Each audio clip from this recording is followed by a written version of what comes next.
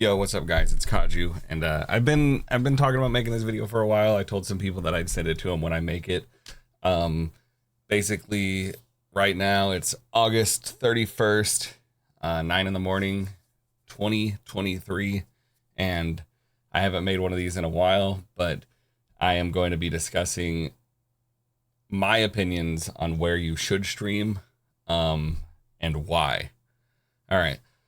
So basically, the first thing that I want to express is this is not for big streamers. This isn't for the content creators that have already made it. I don't care about what they're doing. What they're doing isn't incredibly relevant to me because they've all built up an audience and a standing. They're already known. It like you think of it this way, with a few exceptions. If you're already like basically like celebrity status, then anywhere you go, you're gonna have that, right? So honestly, if I were famous, sure, I'd stream to Kick because there's more money. Why wouldn't you stream to the platform that's gonna give you more money, right? But there's some lessons to be learned here that people have overlooked or haven't dedicated the time to understanding, and smaller creators are in shambles, kind of rambling around, trying to figure out what they want to do. And I see a lot of smaller streamers dedicating a lot of time to multiple platforms, and some are finding what they think to be success, some aren't. But basically, I'm just going to explain to the core why I think Kick isn't the platform to be on if you're a small creator. Twitch isn't the platform to be if you're a small creator. I don't even know really anything about Rumble, but the numbers are smaller than Kick. So I would honestly say maybe like if you're gonna look at those two, I'd say Rumble before Kick, for specific reasons. But before I dive into everything, I do want to say I have streamed on Twitch for quite a while. I'll put my follower count for each platform, so that everyone can see, oh yeah, he's grown this much or this much, right? So I've streamed on Twitch. I started on YouTube originally, and I actually did gain some traction, but I moved to Twitch. But that was at the very beginning of my streaming existence, and I was not very savvy on everything that was going down, why you should be where you should be. Twitch was just the wave when I started, and this was like 8 years ago. All right, so much different world back then than it is now. Obviously, a lot has changed. And at one point when I was on Twitch, I was averaging like over 100 concurrent viewers. And I'll explain to you why it wasn't worth it and why I moved.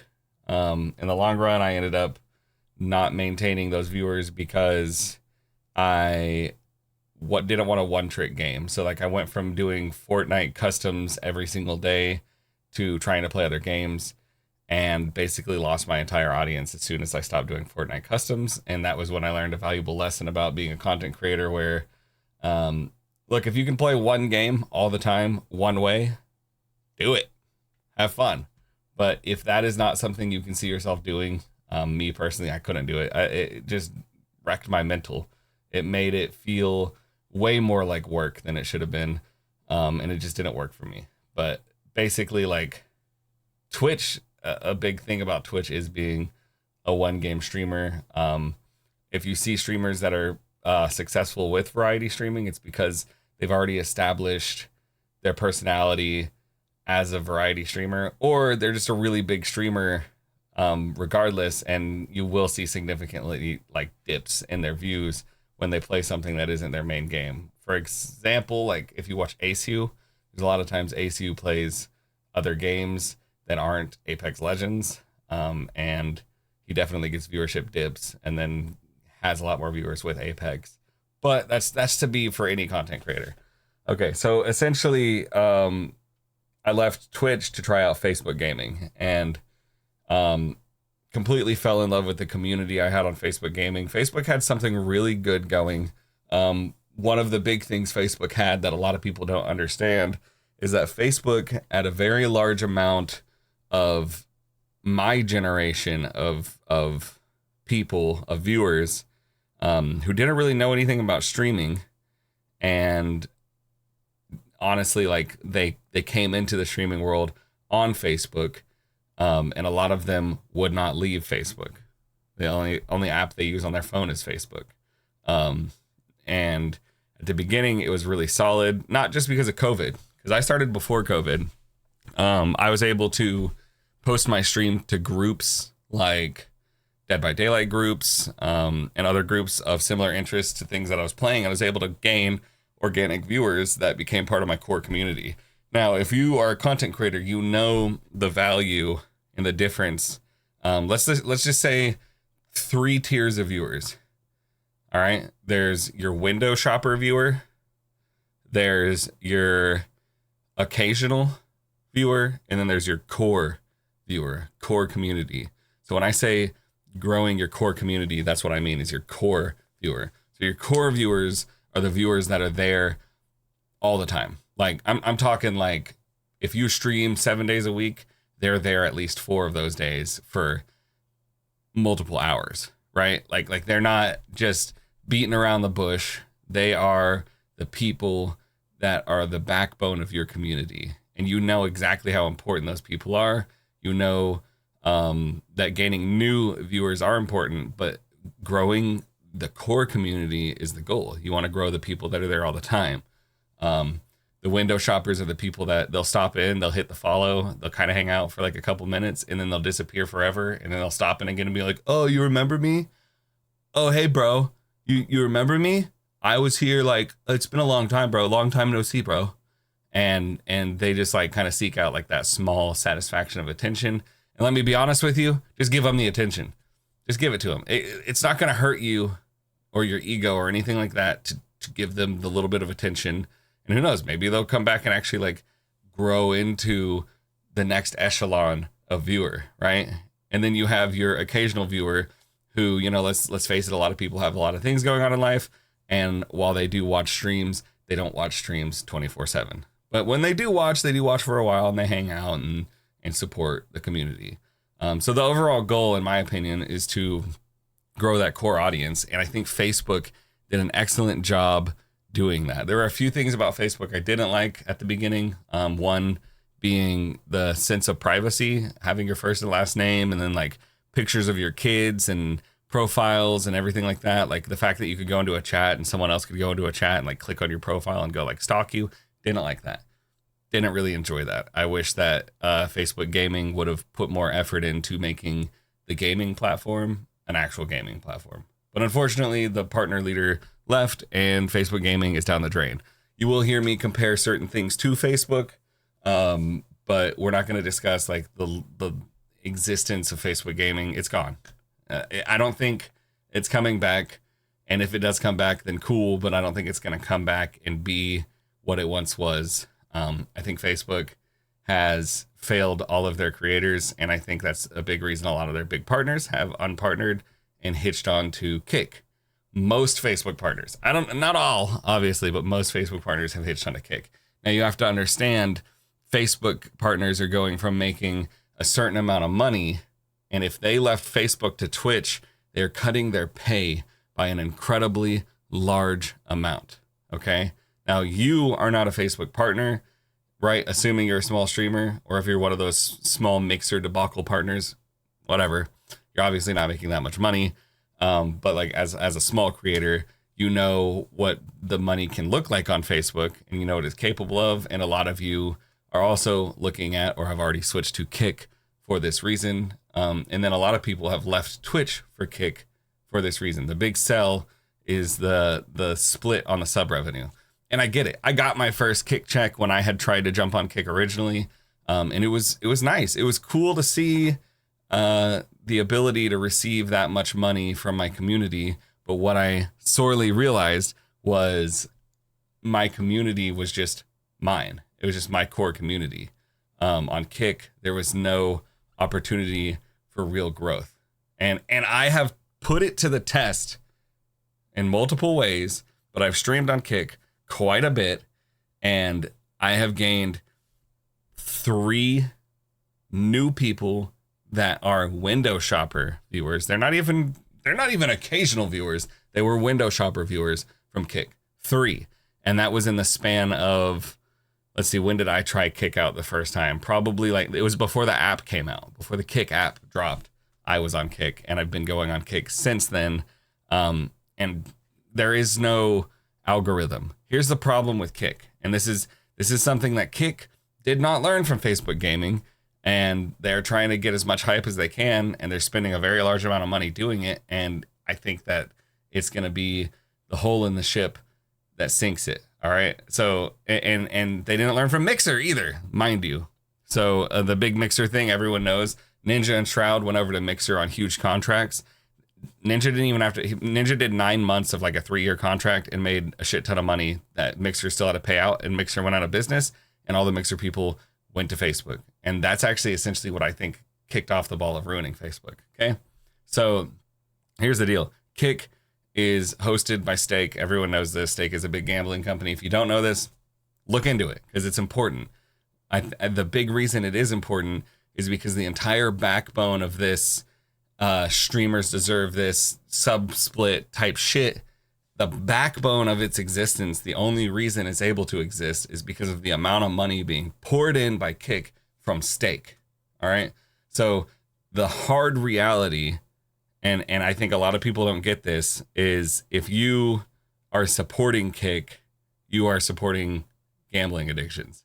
I don't care how you slice and dice it. I don't care what your opinion is on it. I don't care if viewers can opt out of seeing the casino shit on Kick, because the reality is whenever you log onto a platform, the first thing you do isn't, oh, let me go filter out my settings, right? And people who are unsuspecting potential gambling addicts aren't logging into a platform having never gambled before and thinking, oh, I'm not going to do this, right? I'm going to filter this out. They're not thinking that. The people coming to Kick are coming with their big creators, mostly, or their small creators, and they will most likely, I can't give you a percentage, but if I had to like guess, probably at least a 75-80% chance that they're going to see gambling, and that gambling might become part of their lifestyle. I've seen a lot of really big partners from Facebook move over to Kick, and instead of playing Fortnite, all of a sudden you see them gambling. And to me, it's disgusting. One, it's selling out in all your, it shows that like, I understand that the first thing you need to think about is money, right? Because that's how you make a living. That's how you pay for your home. That's how you pay your bills and everything. But like ethics and morals still exist. And if you're going to sit on a platform and gamble and act like you're not pushing other people to gamble, who are going to lose their money because they're not a massive content creator who's not even really like, you're getting paid to do it. Like you're getting paid to gamble. Like it's a part of your contract. I think that you'd be naive to think that it wasn't. Otherwise you wouldn't be a Stake partner in all of this, right? I get it. I get that you're jumping on ship to make the money, but the reality is that money is not going to last forever. Kick's not going to last forever. And if they don't get enough people gambling on Stake, they will not be able to pay out all of these insane contracts to creators. And Kick will disappear. It won't make it. And I know people like to think money grows on trees, but it doesn't. It has to do with what you guys are willing to put into their gambling. Outside of that, like, there is no, like, you think they're making money off the 95-5 split? No, that 5% isn't shit. There's a reason, like, Twitch, who is literally owned by Amazon, like one of the richest companies in the world, had to cut down to 50-50 split. It's because they don't know how to manage their money, first of all. They don't know how to take care of their creators. But also, Amazon, stop. And so, essentially, just don't expect it to last forever would be my thing. And if it does, I'll eat my words.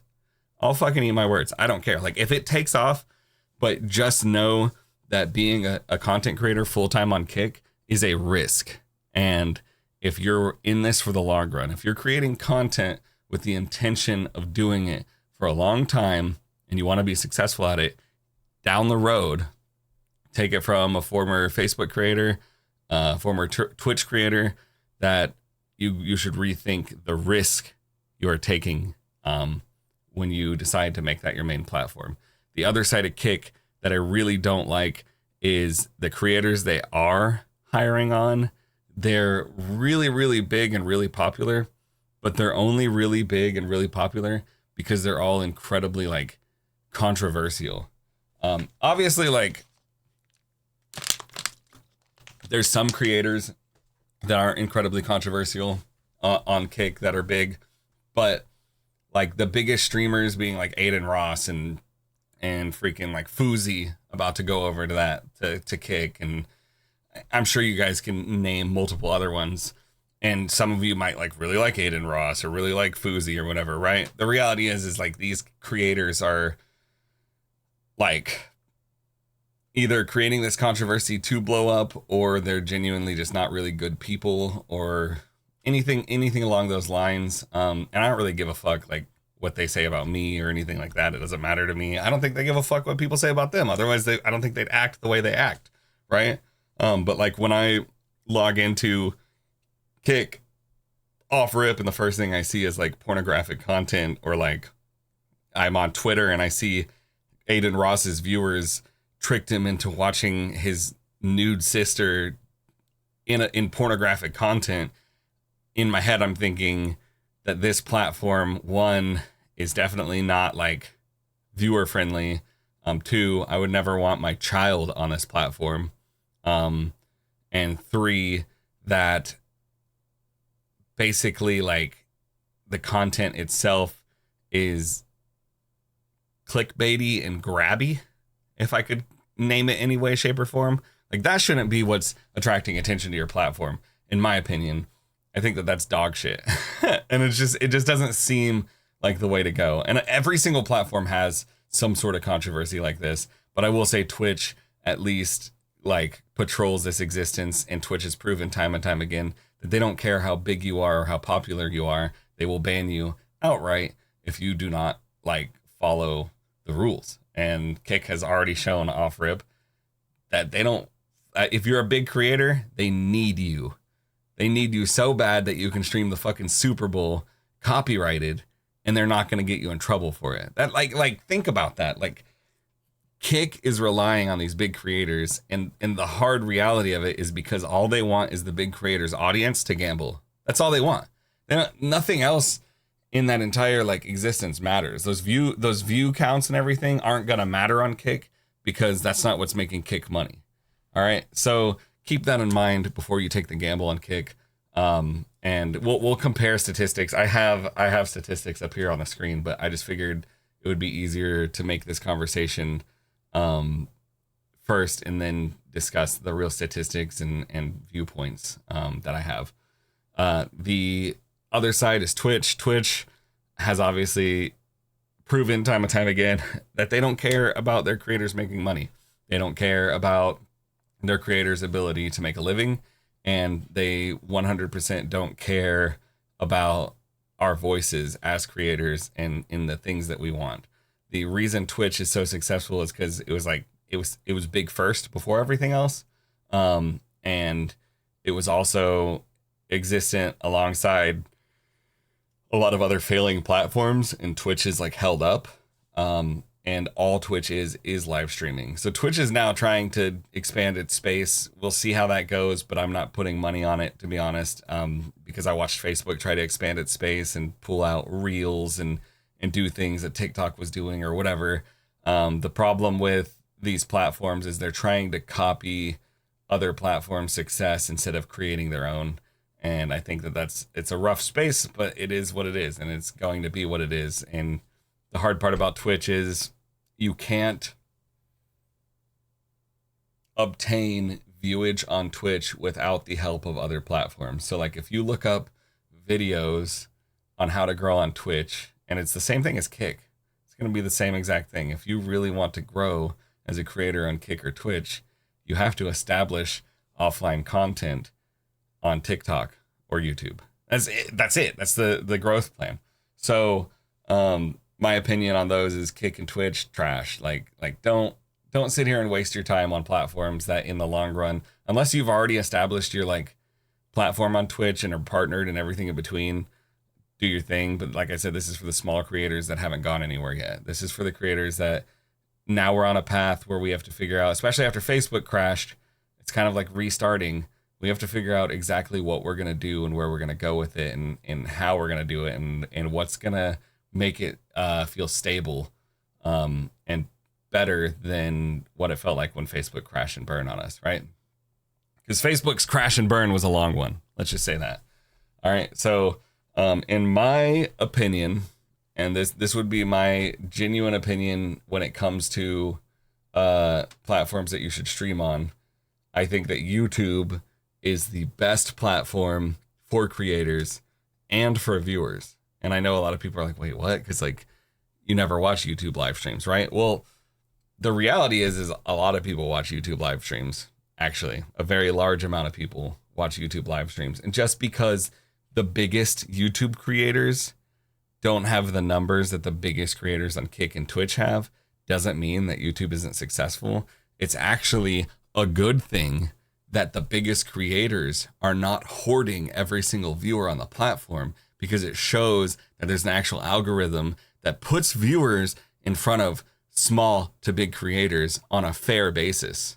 So when you're on Twitch and you're streaming Fortnite, and then Cypher PK logs in on Twitch and your viewers leave to go watch Cypher or whatever it may be, right? Or like the odds of you getting a new viewer because everyone's watching Cypher, as opposed to YouTube, where they actually put small creators in front of other people. So when I go into YouTube, the hard part about YouTube is there is no just live section, right? But it does automatically keep track of channels that you like follow. So like see Ninja has 6.6 thousand viewers, right? Compared to what he would be doing on Twitch, that seems like nothing. But 6.6K is still a really good number. But it means that not everyone on YouTube is trying to watch Ninja, right? And the reality is there's a lot of people on YouTube. Okay, like if we look at the analytics of YouTube right now it has 7 million live viewers, right? 14,000 channels are live. 240 games are being streamed. This is how many streamers there are, right? So like we're seeing the stats of YouTube and then compared to Twitch, right? When we look at the overall stats of Twitch, we're looking at 2 million live viewers, right? The numbers are significantly less, even though people think Twitch is the place, right? The thing is more of these viewers are watching big streamers than when you go to YouTube, and these viewers are watching big streamers, right? Like, so if you can't hash that out as a small creator, what that means is more of this number is going to small creators than the Twitch number, or even the Kick number. And when you look at Kick, it's significantly smaller than both YouTube and Twitch. So if you want to grow and you want to be put in front of people, let's just say you walk into a stadium, right? And the stadium has 62,000 people. Okay, cool. So 62,000 people see you, right? That's your opportunity to meet 62,000 people. If you walk into Twitch, 2 million people, right? 2.6 mil. Okay, that's huge. It's a huge number. You can get all those people to see you possibly. But then think about how much of those people are actually going to be you're going to be put in front of, right? On Kick and Twitch. Not a lot, because Kick and Twitch are like fucking guppy ass fucking platforms where all these fucking kids and other people are watching one creator. They're watching one person who has like most of the viewers on the platform. Whereas YouTube, instead of putting it in front of you, because the psychology behind Twitch, what I learned when I was on Twitch was if you didn't have a lot of viewers, you were never gaining viewers. If you had a lot of viewers, like if you had over 100 viewers, you would gain more viewers because people are attracted to the numbers. But on YouTube, they deter that mentality. They don't make you watch anything that's giving you those high numbers. In fact, when I look at my YouTube, they're showing me like Dr. Lupo and Ninja, but it's because I'm subscribed to them, right? If I weren't subscribed to them, I wouldn't even be seeing that. But let's say, and this is the hard part about YouTube that a lot of people don't like, but let's say I want to watch Fortnite, right? And then I want to watch a live stream of Fortnite. Well, then you just go on your search bar, Fortnite, live. Click the live tab, right? When you click the live tab, you're actually going to see the Fortnite live streams. These are what's recommended to you on YouTube, just off rip, just from Fortnite. Now, that might be a little annoying for people who are new to YouTube. They don't know that they can do that, but now you guys know. If you're watching this, if you're just looking for live streams, you can do this, right? I'm gonna explain why YouTube's good though. Outside of this is like a negative connotation. So like obviously Ninja's the first one, right? Because he's Ninja, but I'm also subscribed to him. Remember that. Okay, so now I scroll down. This guy's got 67 viewers. This guy's got 1 viewer, and he's the 4th video, right? 4th video on my thing, and it's recommended with 1 viewer. This person has 6 viewers, and he's the 6th recommendation. So what you're seeing right now on YouTube is that they don't just recommend the big creators at the top of the list. They just throw anything with the algorithm in front of you. So if it's Fortnite and it's live, here you go. Here's a list of all the Fortnite and live. I can't tell you exactly how they create this order, right? But if someone's looking for live streams, they are more likely to find your live stream on YouTube as a small creator because of this. So YouTube may have this very large amount of viewing, right? But then you have this many people watching. Now, the thing is, when I say YouTube in the long run, it's because if you take your YouTube audience, right? One thing that you'll notice when you look up how to become big on Kick and Twitch, like I said earlier, a lot of creators tell you need to make offline YouTube content. So what that shows you is that it's actually pretty easy to move your YouTube audience to another platform to watch you live. Whereas it is difficult to move your Twitch audience to YouTube, or to move your Facebook audience to Twitch or Kick or any of those. One thing I learned moving from Facebook was it was a painstakingly long journey to move a lot of my Facebook audience over to Twitch or to Kick or to YouTube. It was hard. It was difficult. But for some reason, it's easy to move people with your offline content. If you're on YouTube and you post a video and your viewers are like, where has he been, right? You can just be like, yo, in your video, you're like, I'm going live over here now, right? And people will move over there. Because I don't know why. Don't ask me why that works that way, but it works that way. So longevity wise, YouTube's going to give you a base that allows you to be discovered, right? Because like I'm scrolling through this, like this guy has 1.1k views, but then right after him, 5 views, right? And it goes for any game. Like you can look up Valorant live, boom, the first one, 3 watching.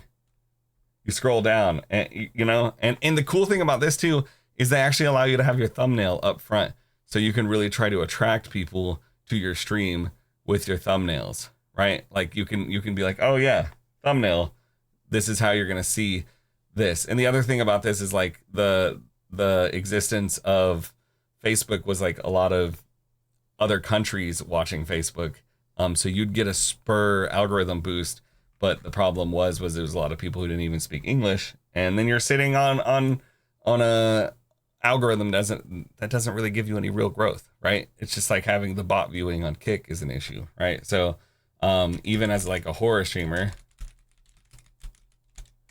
you look up Texas Chainsaw Massacre live, and look, live streams of the horror game, and the 1, 2, 3, the 4th person only has 15 viewers. 15 viewers. And he's the 4th one on my list to see people, right? Now, it is weird that he has 15 viewers and 33,000 subs, but that's probably directly correlated with how he makes his content, right? Like, if he makes specific videos, yeah, like his videos are not game related. This is weird conspiracy theory videos that are getting him a lot of subs and views. So he's taking a conspiracy theory type thing and then going live with video games, right? I will say, try to keep your niche in the same like existence. So like if you play video games, keep your content to video games, and you're gonna find more success. If your content is this, and then you're going live with something completely different, your subs aren't gonna come watch your live, and it's gonna be kind of a weird experience, right?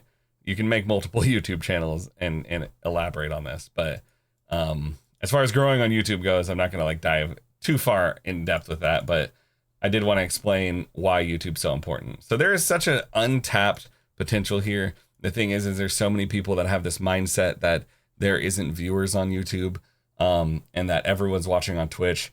I think that this statistic right here. This is live right now, and you can use this streamcharts.com to look at any time. But like, Twitch isn't even at 3 mil, and YouTube's at 7 mil, and that's like live viewers concurrently right now, right?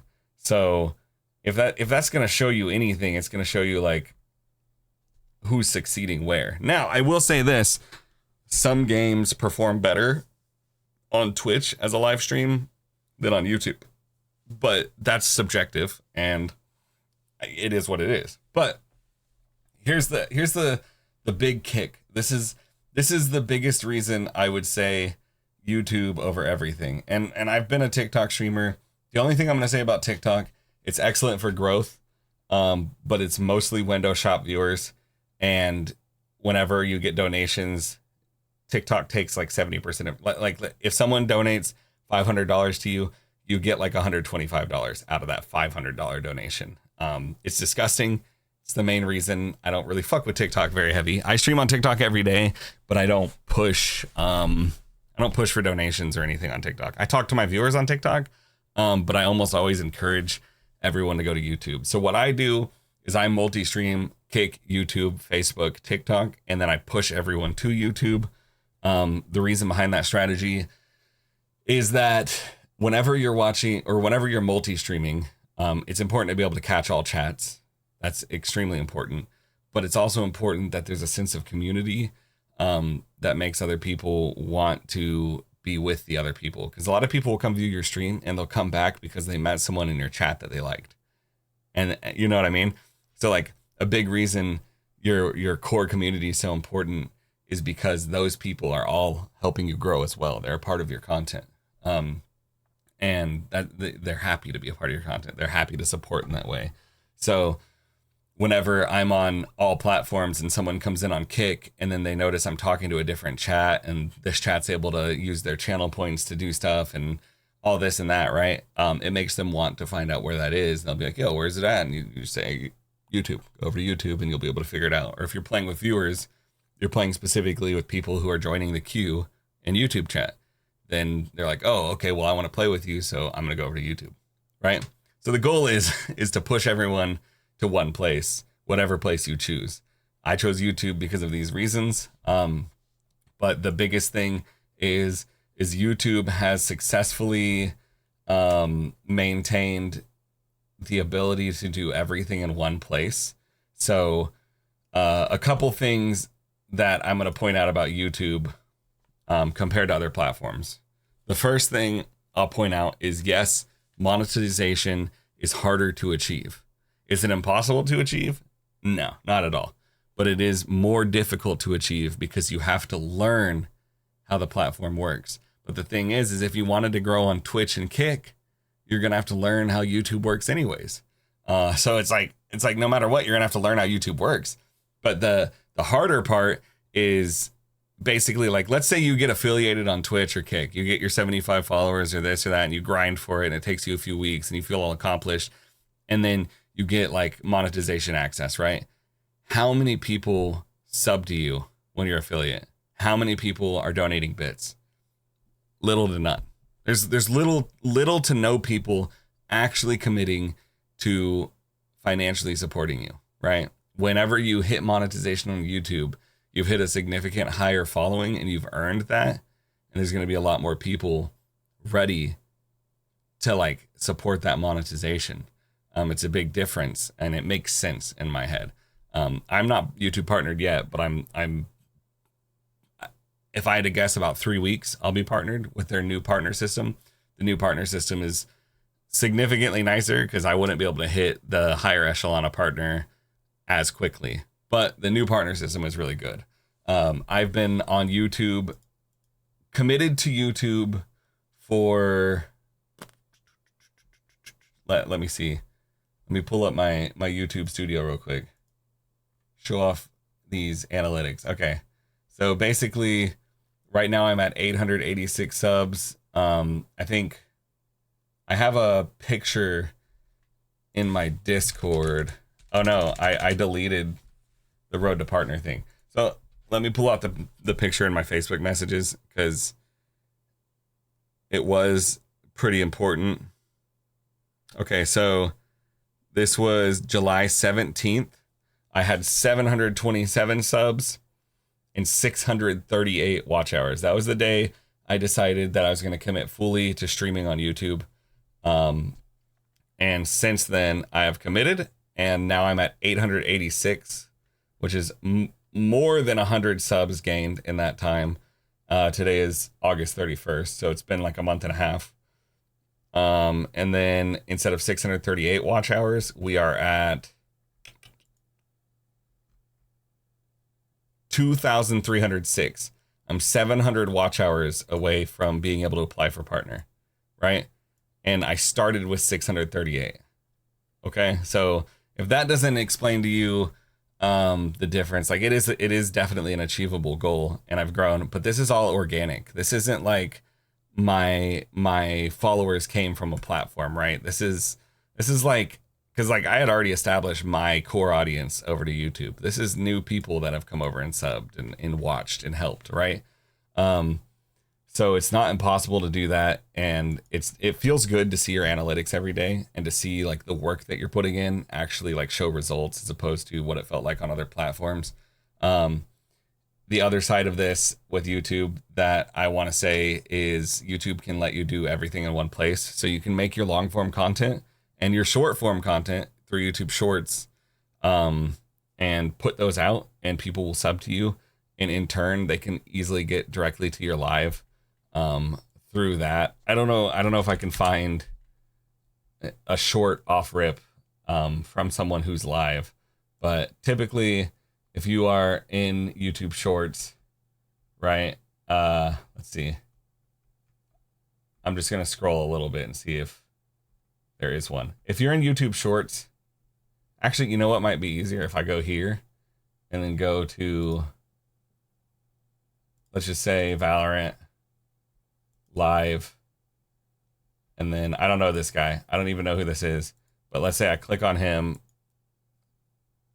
and I see his shorts, because he pretty much everyone posts shorts, right? So here he is. Oh, it doesn't show him. What the hell? If you're watching someone short in their live, there should be a ring around their profile that says live. I've seen it before. So it's kind of weird that this one didn't have that, unless he's not actually live. But I swear he was live. Like, he's literally right here live. Let me see if someone else's shows it. That might just be a bug in the platform for me, and it might be a mobile thing. Hold on, let me look on my phone. Valorant. And then I go to live and click on that guy. Clicking on the same guy just for the test's sake. Shorts. View. Okay, yeah. So on mobile, not on PC for some reason, but on mobile, you'll see around his profile picture. You can't see it perfectly, it's blurry, but it's a red circle and it says live on his profile picture. So if you're live and people see your short, they can go directly to your live from that. They know you're live, right? Same thing as TikTok. That was a really good thing TikTok implemented that I liked. The other thing about it is you can kind of push multiple niches. It's harder to push multiple niches on any platform, but I play horror, Valorant, and Fortnite. That's like 3 separate niches. And I managed to get like a lot of video views on my horror content. But then I get a lot more live stream views on my Valorant or Fortnite content. But essentially what I can say is on YouTube, at least you can do it all. On TikTok, you can do long form, but I've never watched long form content on TikTok, so I don't know how that's relevant. I do like that you can go from short form content into live content. The reason I hate TikTok is it's washed up with TikTok. If they see you making money, they let you do it. Like, they're like, okay, make us money, because they're taking most of that money, right? And so then we get weird, stupid trends like the NPC streaming that people will sit with, like, I don't know, dude. I feel like people have freaking lollipop brains and they're just like, oh yeah, I like watching this guy pretend to be an NPC. It's so cool. And they'll just sit there and like donate to that. And if that's your thing, sorry, it's just, in my opinion, it's dog shit, and it's annoying to compete with content like that because it's the most clickbait bullshit thing. And I'm sure if any of you have used TikTok, you know about every little bit of cringe clickbait dog shit on the platform. And the hard part of that is you're competing with that as a gaming stream. And so sometimes it can be really successful. Sometimes it can be really dog shit, but most of your viewers are window shoppers. And if they are going to be a core viewer, it's best to try to push them to your main platform. If TikTok gave cuts like YouTube did, I would stay on TikTok full time. I wouldn't even touch other platforms, but TikTok takes way too much money from the creators, and I can't justify how that works. And I've talked to multiple other creators and they feel the same.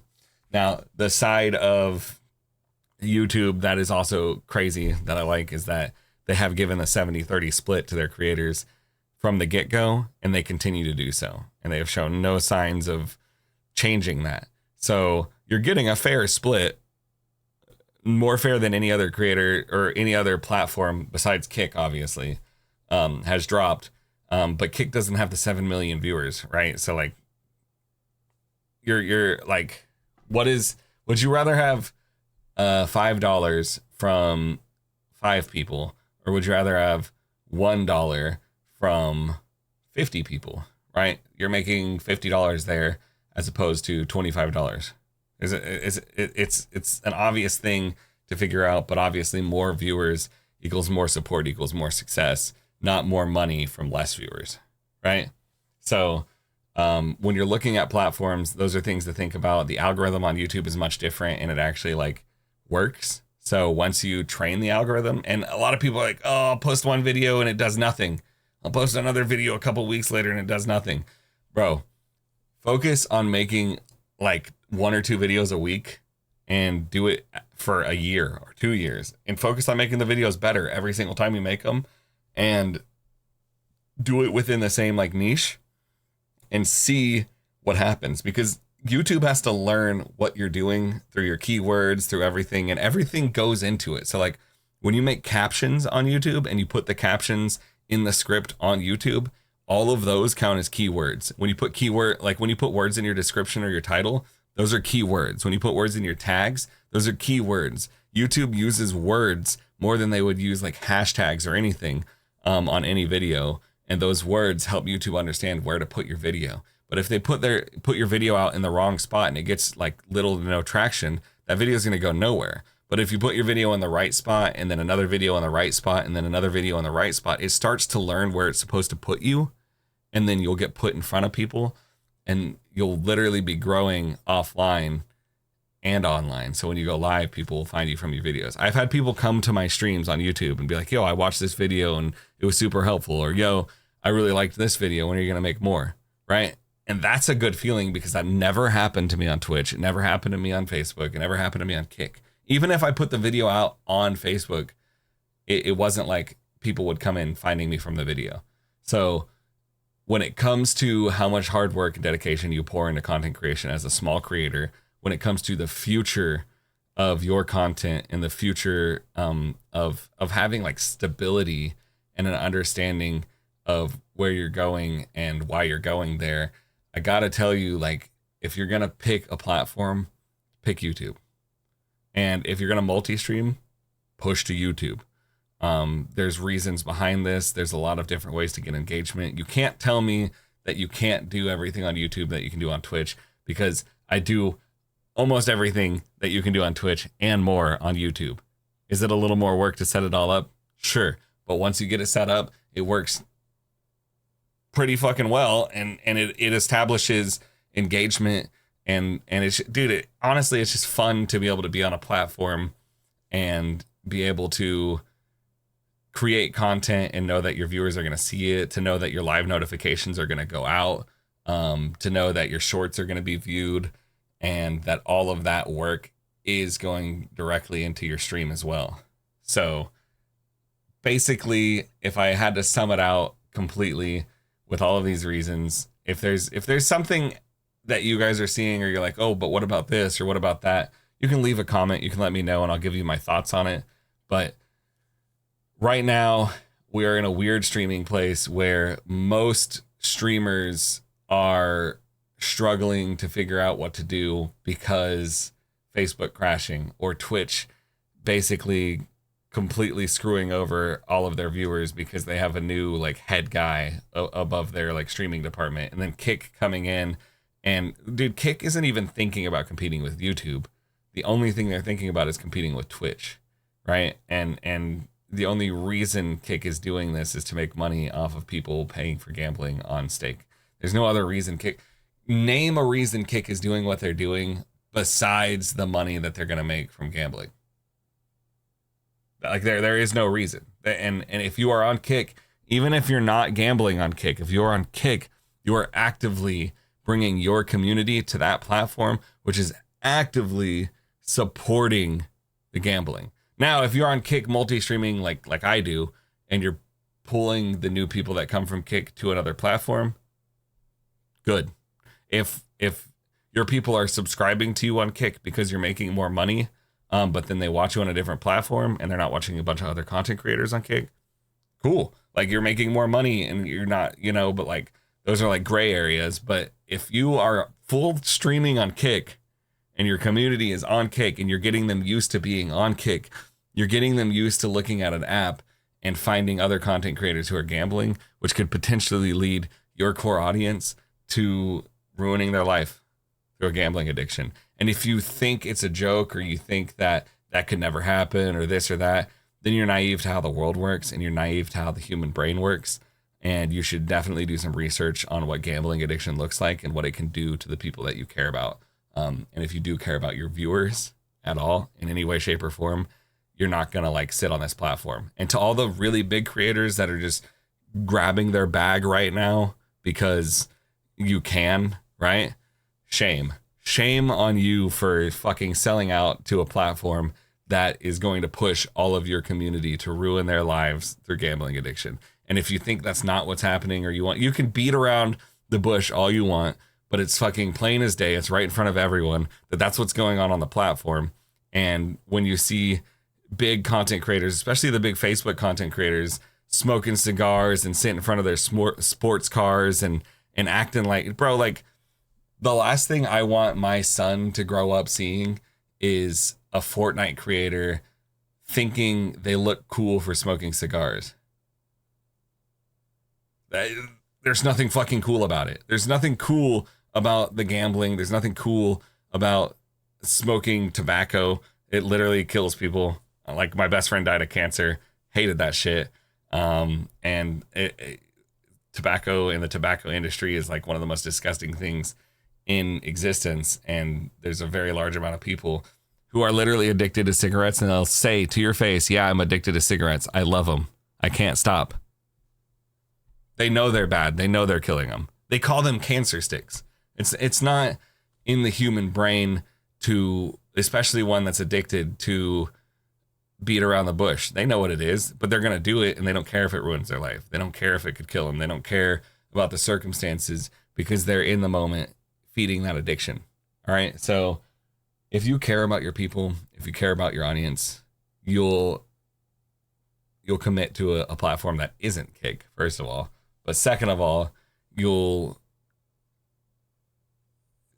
put them in a place or in a platform or in a perspective that's gonna give them more than what other platforms are getting them as a viewer, right? So when it comes to that, like Twitch, in order to not get, like, think about this: when you go into a Twitch stream and you get 5 ads shoved down your throat, and you can potentially pay $5 to maybe or maybe not get ads, disgusting.